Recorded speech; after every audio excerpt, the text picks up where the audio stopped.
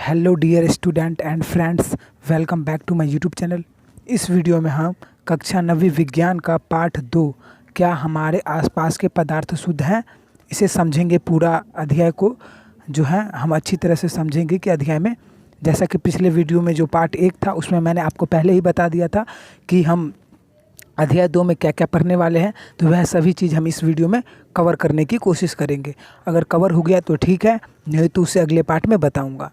ठीक है। और एक और बात बता दूं, जैसा कि आपको पता होगा कि एग्ज़ाम में जो है आपके क्लास 9th के मेरे पास क्वेश्चन पेपर भी है। क्वेश्चन पेपर आपको चाहिए तो आप मेरे टेलीग्राम ग्रुप में ज्वाइन हो जाएं। मैं वहाँ पे जो है क्वेश्चन पेपर भेज दिया करूँगा, नहीं तो आप मेरे व्हाट्सएप ग्रुप में भी जुड़ सकते हैं। मैं वहाँ पे भी क्वेश्चन पेपर शेयर कर दूँगा, लेकिन टेलीग्राम में जुड़िएगा, बहुत अच्छा रहेगा टेलीग्राम में। और उससे पहले के सभी वीडियो के लिंक आपको ऊपर आई बटन में मिल जाएंगे, जैसे गुना करने के फास्ट ट्रिक और सपोर्ट मटेरियल के सोल्यूशन। तो चलिए हम वीडियो को स्टार्ट करते हैं। तो शुद्ध पदार्थ, अब शुद्ध पदार्थ का क्या मतलब होता है, देखो वैज्ञानिक रूप से शुद्ध पदार्थ हम उसे कहते हैं जो एक ही प्रकार के कणों से मिलकर बना होता है। मतलब ऐसा पदार्थ जो एक ही प्रकार के कणों से मिलकर बना होता है उसे हम शुद्ध पदार्थ कहते हैं। ठीक है। अब कई सारे पदार्थ होते हैं, मतलब दूध दही चीनी हो गया, उसमें अलग अलग कण मिक्स होते हैं, जैसे कि वसा के कुछ होते हैं, कुछ प्रोटीन के, कुछ विटामिन के, तो अलग अलग कण होते हैं, तो वो एक प्रकार से शुद्ध नहीं है। जैसे कि शुद्ध घी आता है मार्केट में, तो घी में भी कई चीज़ें मिले होते हैं, अलग अलग प्रकार के कण, तो हम उसे शुद्ध पदार्थ नहीं कह सकते हैं। फिर आता है हमारा मिश्रण। तो मिश्रण एक या एक से अधिक शुद्ध तत्वों या यौगिकों से मिलकर बना होता है।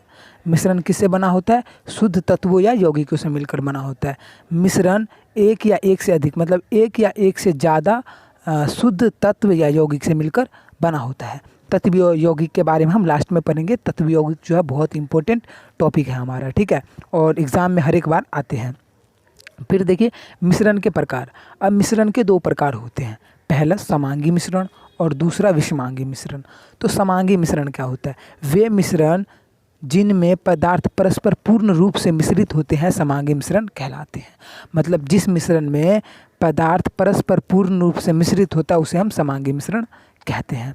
अब उदाहरण दे देता हूँ, जैसे कि एक गिलास चीनी में, पानी में आपने चीनी मिला दिया, तो यह हमारा हो जाएगा समांगी। अब विषमांगी मिश्रण, वे मिश्रण जिनमें पदार्थ परस्पर पूर्ण रूप से नहीं मिले होते, मिश्रित होते हैं, नहीं मिले होते हैं, उसे हम विषमांगी मिश्रण कहते हैं। ठीक है। अब जैसे कि आप एक गिलास पानी ले लो और उसमें जो मिट्टी आती है, कंकड़ पत्थर, वो सब डाल दो, फिर आप देखोगे कि वह पूरी तरह से मिला नहीं है। जैसे कि रोड बनाने के लिए मसाला तैयार किया जाता है, तो उसमें गिट्टी जो होता है अब पूर्ण रूप से नहीं मिलाते, वैसे ऊपर डाल के वैसे ही छोड़ देते हैं। ठीक है, उसे मिलाते नहीं है। तो जब तक अच्छी तरह से मिलाते नहीं है तब तक वह है विषमांगी मिश्रण। अगर उसे पूरी तरह से मिला दिया जाए तो वह बन जाता है समांगी मिश्रण। एक आपका समांगी मिश्रण का उदाहरण हो जाएगा ORS का घोल, और विषमांगी मिश्रण का जो उदाहरण हो जाएगा वो हो जाएगा ईंट तथा पत्थर का मिश्रण। अब अवयवों के आधार पर मिश्रण के प्रकार।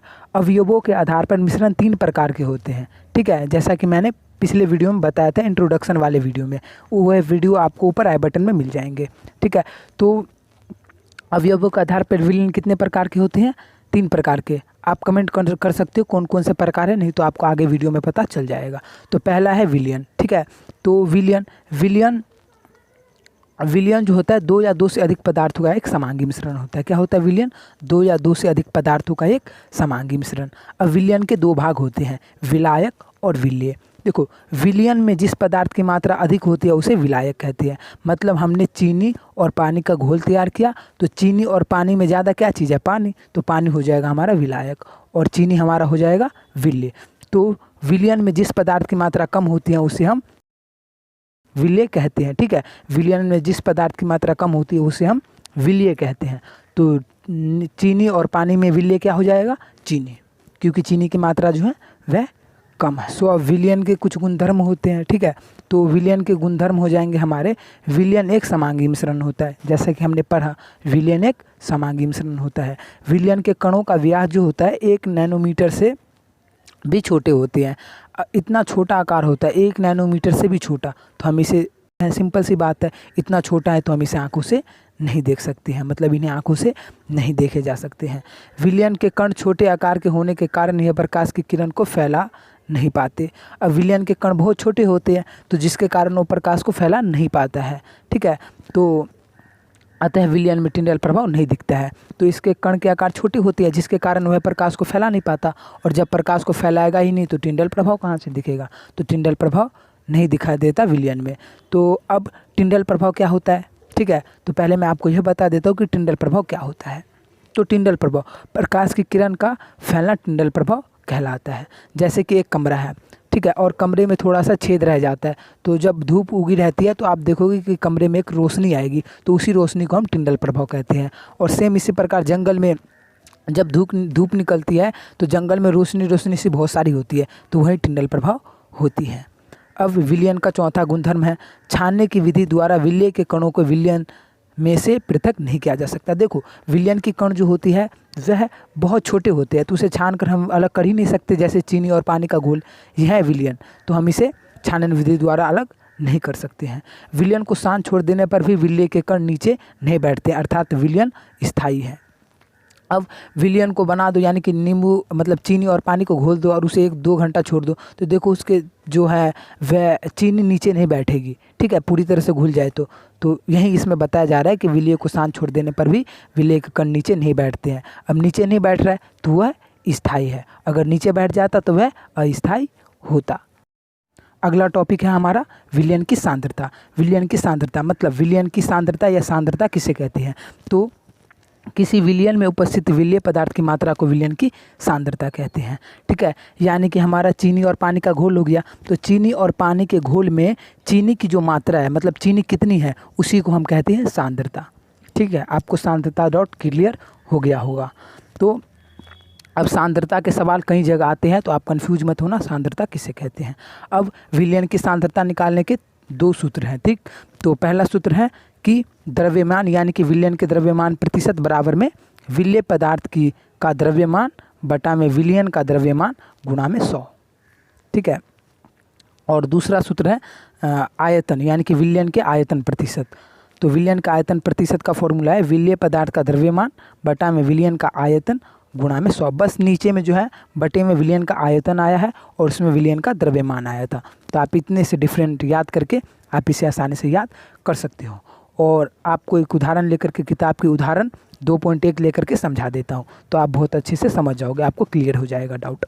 तो उदाहरण 2.2 में क्या कह रहा है कि एक विलयन में 320 ग्राम विलायक जल में और 40 ग्राम साधारण नमक मिले हैं, विलयन की सांद्रता का परिकलन कीजिए। तो विलयन में 320 ग्राम क्या है विलायक, तो विलयन का द्रव्यमान विलायक 320 ग्राम है और 40 ग्राम क्या है साधारण नमक यानी कि विलय।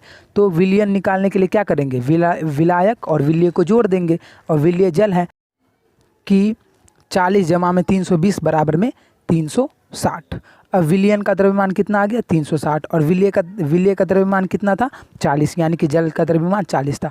तो अब यह वाला सूत्र लगेगा विलयन के द्रव्यमान प्रतिशत बराबर में विलय क्या है 40 ग्राम, और विलयन कितना है टोटल यानी कि विलयन 360, तो गुणा में 100 का 100। तो अब देखो 0 से 0 कट जाएगा, और 36 यानी कि 5 दूनी 10 और 18 दूनी 36, तो फिर 18 9 दूनी 18 और 20 दूनी 40, और फिर कैंसिल हो गया, फिर आया हमारा 20 गुना में 5, 20 गुना में 5, ठीक है, 20 गुना में 5 बटा में 9, ठीक। तो अब हम क्या करेंगे कि 20 गुना में 5 तो हमारा हो जाएगा 20 25 100, तो 100 बटा में 9। अब 100 बटा में 9, तो 100 बटा में 9 को भाग देंगे तो उत्तर आएगा 11.1 के ऊपर बार, यानी कि 11.11। तो आप 11.1 भी लिख सकते हो, आप भाग दे सकते हो। दूसरा निलंबन। अब निलंबन एक विषमांगी मिश्रण है, ठीक है। निलंबन क्या है एक विषमांगी मिश्रण है जिसमें विलय पदार्थ के कण घुलते नहीं हैं, यह माध्यम की समष्टि में निलंबित रहते हैं। यह निलंबित कण आंखों से देखे जा सकते हैं। देखो एक गिलास पानी ले लो और उसमें ना बालू डाल दो, बालू, ठीक है। अब देखोगे तो बालू जो है अब उसे घोल दो अच्छी तरह से, तो बालू क्या है कि घुला रहेगा, और थोड़ी देर शांत छोड़ दोगे तो नीचे बैठ जाएगा। तो वही बताया जा रहा है कि निलंबन एक विषमांगी मिश्रण है क्योंकि वह पूरी तरह से मिला नहीं हुआ है, ठीक है, और जिसमें विलय पदार्थ के कण घुलते नहीं है। अब उसमें विलय पदार्थ के कण जो होते हैं बालू वो घुलते नहीं है, वो तैरते रहते हैं। अब निलंबन के गुणधर्म। तो निलंबन यह एक विषमांगी मिश्रण है, ठीक है। निलंबन एक विषमांगी मिश्रण है। निलंबन के कणों का व्यास विलयन के कणों के व्यास से बड़ा होता है। अब निलंबन के कणों का आकार व्यास यानी कि बालू का व्यास देख लो, विलयन से ज़्यादा है तो हम इसे आंखों से देख सकते हैं, ठीक है। तो निलंबन के कण बड़े आकार के होने के कारण यह प्रकाश की किरण को फैला देते हैं। अब उसका कण बड़ा है तो आप देखोगे घोल के उसे गिलास में बालू को और प्रकाश की टॉर्च से प्रकाश डालोगे तो उधर से इधर प्रकाश चला जाएगा, लेकिन निलंबन में नहीं जाएगा। तो यही बताया जा रहा है कि अतः इसमें टिंडल प्रभाव दिखता है। निलंबन के कण बड़े आकार के होने के कारण यह प्रकाश की किरण को फैला देता है, अतः निलंबन में जो है टिंडल प्रभाव दिखता है। और टिंडल प्रभाव क्या होता है आपको पता है, ठीक है। अब छानने की विधि द्वारा निलंबित कणों को निलंबन से पृथक किया जा सकता है। अब देखो चाय छन्नी से लेकर के और बालू को छान को अलग कर सकते हो। जैसे कि हमारा चाय हो जाता है तो चाय से हम चाय पत्ती को कैसे अलग करते हैं, चाय और चाय पत्ती का जो घोल होता है वो होता है निलंबन। तो हम निलंबन को छानन विधि द्वारा पृथक कर सकते हैं। निलंबन के कण बड़े आकार के होने के कारण ये प्रकाश की किरण को फैला देते हैं, जैसा कि हमने पहले ही पढ़ लिया था, ठीक है। निलंबन को शांत छोड़ देने पर भी निलंबित कण नीचे बैठ जाते हैं, अतः निलंबन अस्थायी होता है। अब हमारा अगला है तीसरा कोलाइडल। अब निलंबन की अपेक्षा कणों का आकार छोटा होने के कारण यह मिश्रण समांगी प्रतीत होता है, लेकिन वास्तव में यह विलयन विषमांगी होता है। अब कोलाइडल जो है वह उसके व्यास जो है निलंबन से छोटे होने के कारण वह कैसा प्रतीत होता है, समांगी प्रतीत होता है, लेकिन वह विषमांगी होता है, ठीक है। अब जैसे कि दूध देख लो, दूध कैसा प्रतीत होगा, दूध देखोगे तो आपसे पूछेगा ये निलंबन है कि विलयन है, तो आप बोल देंगे कि ये विलयन है, लेकिन ये विलयन नहीं है, ये कोलाइडल है। अब कोलाइडल के भी दो भाग होते हैं विलयन की तरह, परिक्षिप्त प्रवस्था और परिक्षेपण माध्यम। तो परिक्षिप्त प्रवस्था, परिक्षिप्त कण जो कि कोलाइडल रूप में रहता है उसे परिक्षिप्त प्रवस्था कहते हैं। यानी कि परिक्षिप्त प्रवस्था, आपको कन्फ्यूजन नहीं होना है, जो विलय है ना उसी को परिक्षिप्त प्रवस्था कहते हैं। किसको, विलय को, जिसकी मात्रा कम होती है। और परिक्षेपण माध्यम जिसकी मात्रा अधिक होती है, यानी कि विलायक। परिक्षिप्त प्रवस्था जिसमें निलंबित रहता है उसे परिक्षेपण माध्यम कहते हैं। आप इसे याद कर सकते हो, नहीं तो आपको बस इतना याद रखना है, जिसकी मात्रा अधिक होती है यानी कि विलायक, उसको परिक्षेपण माध्यम कहते हैं। अब कोलाइडल के कुछ गुणधर्म होते हैं, तो गुणधर्म देख लो, स्क्रीनशॉट ले सकते हो आप, तो आप नोट्स की तरह नोट कर सकते हो। तो कोलाइडल के गुणधर्म, यह एक विषमांगी मिश्रण होता है। कोलाइडल एक विषमांगी मिश्रण होता है। कोलाइडल के कणों का आकार इतना छोटा होता है कि उन्हें आंखों से नहीं देखे जा सकते हैं, ठीक है। कोलाइडल के कण इतना छोटा होता है कि उसे आंखों से नहीं देखा सकता, लेकिन कोलाइडल के कण इतने बड़े होते हैं कि यह प्रकाश की किरण को फैला देते हैं, अतः कोलाइडल में टिंडल प्रभाव दिखाई देता है। अब देखो कोलाइडल का कण जो होता है उतना बड़ा नहीं होता कि इसे देख सकते हैं, लेकिन उतना बड़ा होता है कि हम टिंडल प्रभाव को दर्शा देता है।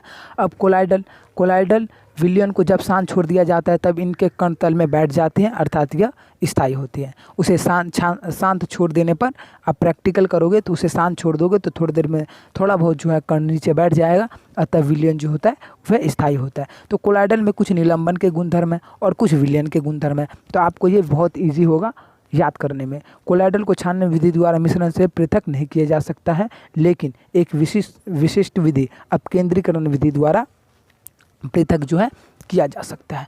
तो यहाँ पर हम चैप्टर ख़त्म करते हैं क्योंकि बहुत लंबा वीडियो हो चुका है। तो अब भाग 2 आएगा जिसमें हम पृथक्करण की विधि के बारे में पढ़ेंगे, ठीक है। तो भाग 2 की सूचना पाने के लिए इस चैनल JKR अध्ययन को आप सब्सक्राइब कर सकते हैं, या फिर हमारे टेलीग्राम ग्रुप या व्हाट्सएप ग्रुप में ज्वाइन हो जाइए। जैसी नोटिफिकेशन आएगा मैं आपको सूचित कर दूंगा। आपके लिए एक सवाल है, विलयन समांगी मिश्रण है या विषमांगी मिश्रण? कमेंट कीजिए कि विलयन समांगी मिश्रण है या विषमांगी मिश्रण। So thanks for watching.